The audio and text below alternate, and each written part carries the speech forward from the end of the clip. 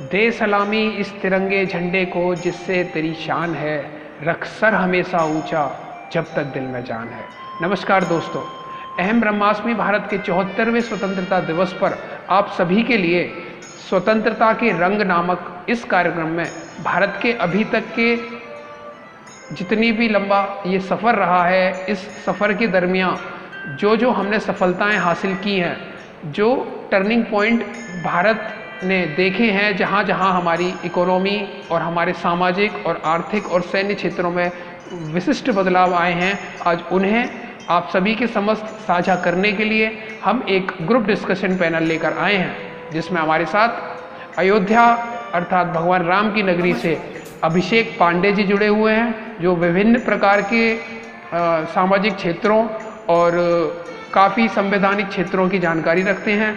दूसरी ओर अहम ब्रह्मास्मि के को फाउंडर आकाश रस्तोगी जी हमारे साथ जुड़े हुए हैं, जिनका सैन्य से लेकर भारत की रक्षा नीति में काफ़ी अच्छा प्रभाव है। तो अब इस चर्चा को बिना किसी देरी के शुरू करते हैं। जिस प्रकार एक विशाल समुद्र में अनेक नदियों का समागम होता है, उसी प्रकार हमारी भारतीय संस्कृति और सभ्यता ने भी ऐसे ही अनेक समागम, अनेक उतार, अनेक चढ़ाव देखे। इसी क्रम में पहला बिंदु उठता है कि क्या वास्तव में 1857वीं ईस्वी की क्रांति ही भारतीय आज़ादी के लिए एक नई अलख बनकर सामने आई? इस विषय पर मैं अपने दोनों वक्ताओं से क्रमशः विचार जानना चाहूँगा। 1857 की क्रांति ब्रिटिश शासन के खिलाफ एक बड़ी और अहम घटना थी। इस क्रांति की शुरुआत मेरठ से 10 मई 1857 को हुई थी। ये क्रांति एक सैन्य विद्रोह के रूप में शुरू हुई, जिसका मकसद सुअर और गाय की चमड़ी से बने कारतूस के विरोध में था। परंतु समय के साथ ये क्रांति स्वतंत्रता संग्राम में बदल गई, जो कि दिल्ली से लेकर बरेली और जगदीशपुर से लेकर लखनऊ तक फैल चुकी थी। इस क्रांति ने ब्रिटिश शासन की जड़ों तक को हिलाकर रख दिया और हमारे महान भारतीय क्रांतिकारी रानी लक्ष्मीबाई, मंगल पांडे जी, लियाकत अली, अहमदुल्ला और उनके साथियों का सर्वपल्ली बलिदान रहा है। तो 1857 की क्रांति में जो असफलता के प्रमुख कारण रहे, उनमें जो सबसे बड़ी ग्लिचें रहीं, उनमें सबसे पहली ग्लिच और सबसे बड़ी ग्लिच ये थी कि युद्ध का समय से पूर्व शुरू हो जाना, क्योंकि इससे एक संगठन नहीं मिल पाया और हर जगह युद्ध अलग अलग डेट पर शुरू हुआ, जिसके कारण इसका एक जो रिजल्टेंट इम्पैक्ट था वो सामने निकल कर नहीं आ पाया। और जो इसमें दूसरा सबसे बड़ा कारण था वो था कि हमारी सेनाओं के पास, मतलब भारत के इस समय जो जितने भी भारतीय घराने थे, राजघराने, उनके पास जो सेनाएं थी या जो विद्रोह करने के लिए सेनाएं थी, उनके पास अस्त्रों शस्त्रों की बहुत ज़्यादा कमी थी। ये भी एक मुख्य कारण था। और तीसरा सबसे बड़ा कारण जो था वो था इसमें किसी नेतृत्व की कमी थी, मतलब कोई बहुत मजबूत नेतृत्व सामने नहीं आया, जिसके कारण हमें इसमें सफलता हाथ नहीं लगी। और लेकिन वो एक कहावत इसमें सिद्ध हुई कि देर आए दुरुस्त आए वाली, क्योंकि इसके बाद जो भारतीयों में भावना विकसित हुई एकता को लेकर के, उसने ही आगे चल करके 1947 में हमें आज़ादी दिलाई। चलिए, आप दोनों ने बहुत अच्छी बातें कही। इसी क्रम में आगे बढ़ते हुए दूसरा बिंदु कुछ इस प्रकार है कि 20वीं शताब्दी के प्रारंभ में होने वाले क्रांतिकारी बदलावों को आप किस दृष्टि से देखते हैं? गुलामी की जंजीरों से 15 अगस्त सन 1947 ईस्वी को आखिरकार इतने त्याग के बाद भारत को आज़ादी मिली। इस विषय पर आपके क्या मत हैं? प्यारे भाइयों, इसी घटनाक्रम में चौथा बिंदु उठकर आता है जब सन 1948 से और 1951 के बीच भारत में विभिन्न प्रकार से बटी हुई करीब 600 देसी रियासतों, जहाँ पर किसी न किसी प्रकार के राजाओं या किसी न किसी प्रकार के जमींदारों का कब्जा हुआ करता था, उनका एकीकरण हमारे लौह पुरुष सरदार वल्लभ भाई पटेल ने पर्सनली जगह जगह जाकर उन्हें अनेक प्रस्तावों के साथ भारत में मिलाया। ये अखंड भारत, ये एक भारत का सपना यूं ही साकार नहीं हो गया। आज़ादी के बाद भी कुछ सालों तक इन रियासतों के एकीकरण के लिए सरदार वल्लभ भाई पटेल ने जो महान कार्य करके दिखाया, शायद वही कारण है जो आज उन्हें विश्व पटल पर लौह पुरुष के नाम से जाना जाता है। तो समागम की कड़ियों को आगे बढ़ाते हुए जितना कि हम देख चुके कि ये आज़ादी महज हंसी खेल नहीं था। अनेक हजारों हजार सैनिकों, भारतीय सपूतों, उनके बलिदानों का परिणाम स्वरूप ये हमें मिली। तो तत्कालीन भारत और आज के भारत, जरा इन दोनों की सकारात्मक और तथ्यात्मक स्थिति को एक कंपैरिजन के नज़रिए से देखने का हम प्रयास करते हैं। 74 वर्षों के ग्राफ में आप भारत को आर्थिक स्थिति के दौर पर किस प्रकार चढ़ते या उतरते देखते हैं, उस आर्थिक क्षेत्र का एक आकलन मैं आकाश और अभिषेक दोनों से क्रमशः चाहूँगा।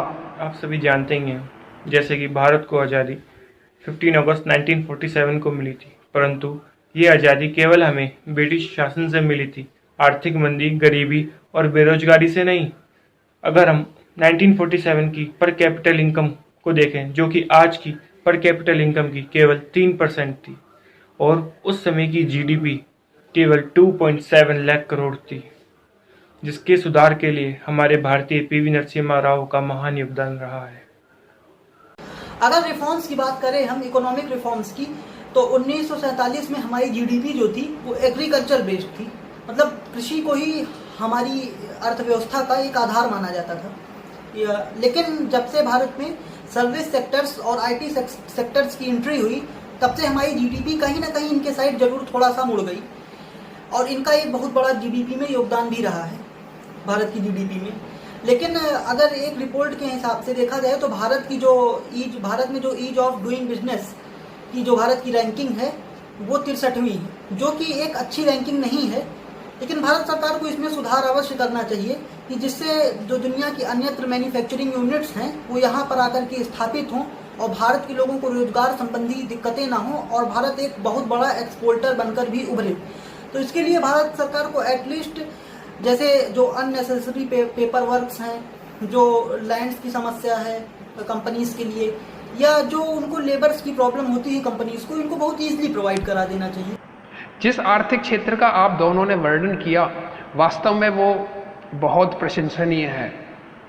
इसी क्रम में आगे बढ़ते हुए एक दूसरे प्रमुख स्तंभ अर्थात सामाजिक क्षेत्र को और हम कंसीडर करते हैं। अभिषेक जी, आप सामाजिक क्षेत्र के विषय में अपने क्या विचार रखना चाहेंगे? भारत की सामाजिक क्षेत्र में क्या प्रगति रही? सोशल सेक्टर्स में अगर हम देखें, और इसमें अगर हम पहले महिलाओं की स्थिति पर चर्चा करें, तो हम देखते हैं कि जैसे वैदिक काल में हमारे यहाँ महिलाओं को सभी तरीके के अधिकार प्राप्त थे, जगह सम्मान की दृष्टि से देखा जाता था। लेकिन मध्यकालीन भारत में, मेडिवल इंडिया में ये चीज़ें इम्प्लीमेंट नहीं हो पाई सही से, और महिलाओं के कई अधिकार छीन गए, जिससे कि महिलाओं की दशा खराब हो गई। लेकिन अब फिर से इस क्षेत्र में, इस मॉडर्न एरा में ये देखा जा रहा है आधुनिक भारत में कि इस क्षेत्र में बहुत ज़्यादा सुधार हुआ है और महिलाओं को उनके अधिकार पुनः वापस दिलाए जा रहे हैं, तथा महिला सशक्तिकरण का कार्यक्रम भी चलाया जा रहा है। और सबसे अच्छी बात यह है कि कई ऑर्गेनाइजेशंस ने इस कॉन्सेप्ट को, equal pay for equal work के कॉन्सेप्ट को भी एक्सेप्ट कर लिया है। जैसे जानते हैं, किसी भी देश की सेना तय करती है कि उसका भविष्य किस ओर रुख करने वाला है। तृतीय और प्रमुख स्तंभ सैन्य क्षेत्र को मैं अपने प्रिय आकाश भाई से जानना पसंद करूंगा कि आप भारत की सैन्य स्थिति को किस पैमाने पर रखकर देखते हैं? भारत एक शांति प्रिय देश है, और भारत ने पिछले बीते हुए कुछ दशकों से ही अपने सैन्य क्षेत्रों की विकास की दर पर बल दिया है। परंतु अगर हम बात करें 1947 की, जिस समय भारत की सैन्य दर की विकास बिल्कुल ना के बराबर थी, उसके बावजूद भी हमारे वीर सैनिक वीरता से लड़े और उन्होंने 1948, 1965, 1971 और 1999 का युद्ध जीता है। आकाश की ने जो बातें बताई, मैं उसमें कुछ चीज़ें ऐड करना चाहूँगा। जैसे कि जो भारतीय सेना है, इसके लिए जो सामान की खरीदारी की जाती है, इसको फास्ट ट्रैक करने की बहुत ज़्यादा आवश्यकता है। क्योंकि जैसे मान लीजिए कि अगर कोई टेक्नोलॉजी आज 2020 में डेवलप होती है, तो हमको उस डील को साइन करते करते 2035 हो जाता है, और उसको हम तक पहुँचते पहुँचते 2045 हो जाता है। तो इस तरीके से हमको एक चीज़ खरीदने में कुल 25 साल का समय लग जाता है, जब से वो इन्वेंट हुई। और बल्कि हम सबको ये पता है कि ये टाइम इतना ज़्यादा है कि टेक्नोलॉजी इसमें एक जनरेशन ऊपर जा चुकी होती है। जल्द से जल्द खरीदारी करनी चाहिए जिससे कि हम अपडेटेड बने रहें उस चीज़ के साथ। एक कहावत बहुत प्रचलित है, किसी भी देश के अंतर्राष्ट्रीय संबंध अपने निजी हितों को ध्यान में रखकर ही चलते हैं। वहाँ न कोई दोस्त होता न कोई दुश्मन। तो चतुर्थ और प्रमुख अंतर्राष्ट्रीय संबंध को मैं अभिषेक आपके नज़रिए से देखना पसंद करूंगा। आप भारत के अंतर्राष्ट्रीय संबंध में किस प्रकार की रुचि रखते हैं? अगर हम इंटरनेशनल रिलेशंस की बात करें, अंतर्राष्ट्रीय संबंधों की, तो इस मामले में 1947 से लेकर के 2020 तक लगातार भारत की रेपुटेशन इंटरनेशनल लेवल पर बढ़ी है। हाँ, ये बात सही है कि अब तक हमको वीटो पावर जैसी कुछ ज़रूरी शक्तियाँ यूएन में नहीं प्राप्त हो पाई हैं, लेकिन इसके अलावा अगर हम देखें जैसे MTCR का मेंबरशिप हुई या अदर देशों अदर ब्रिक्स में हमारी सहभागिता हुई या अदर जो बड़े संगठन हैं उनमें हमारी सहभागिता बहुत अच्छे से रही और भारत को एक अब मीडिएटर के रूप में भी देखा जाने लगा है।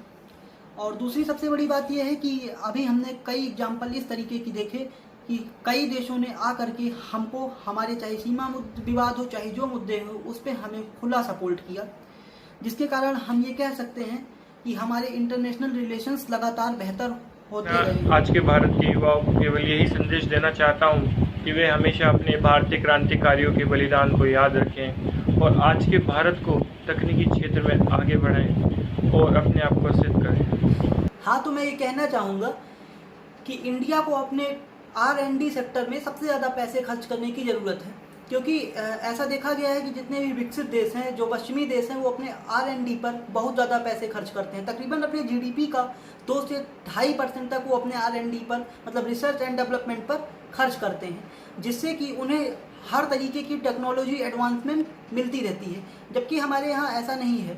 हमने विगत कई वर्षों में देखा है कि हमारे R&D सेक्टर का जो बजट रहता है वो टोटल GDP का केवल 0.6 से लेकर के 0.7 के बीच में रहता है। तो हम भारत सरकार को सबसे ज़्यादा पैसे R&D पर खर्च करने की आवश्यकता है और इसके साथ साथ अगर ज़रूरत पड़े तो इसमें प्राइवेट सेक्टर्स की भी मदद लेने से परहेज नहीं करना चाहिए। इसमें प्राइवेट सेक्टर का भी पूरा इन्वेस्टमेंट लेना चाहिए गवर्नमेंट को और इन्वेस्टमेंट के लिए प्रमोट भी करना चाहिए। और मैं ये कहना चाहूँगा कि इस कोरोना महामारी से पूरी दुनिया को जल्द से जल्द निजात मिले, क्योंकि भारतीय समाज की ये धारणा रही है कि सर्वे भवन्तु सुखिनः। भारत में एक बहुप्रचलित गीत है कि दे दी हमें आज़ादी, बिना खड़क बिना ढाल, साबरमती के संत तूने कर दिया कमाल।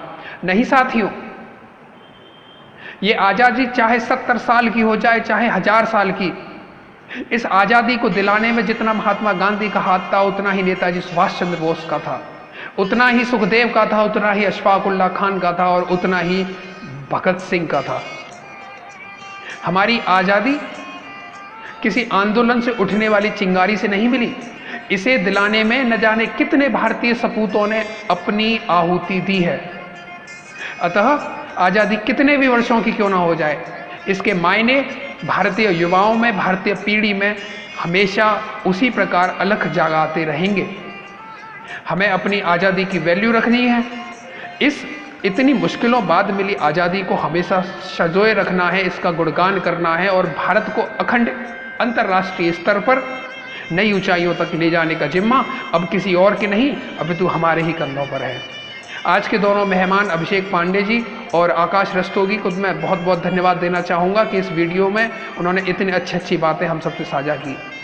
अब इस कार्यक्रम का अंत करते हैं और वीडियो आपको अच्छी लगी हो तो ज़्यादा से ज़्यादा शेयर, लाइक और सब्सक्राइब ज़रूर करें। जय हिंद।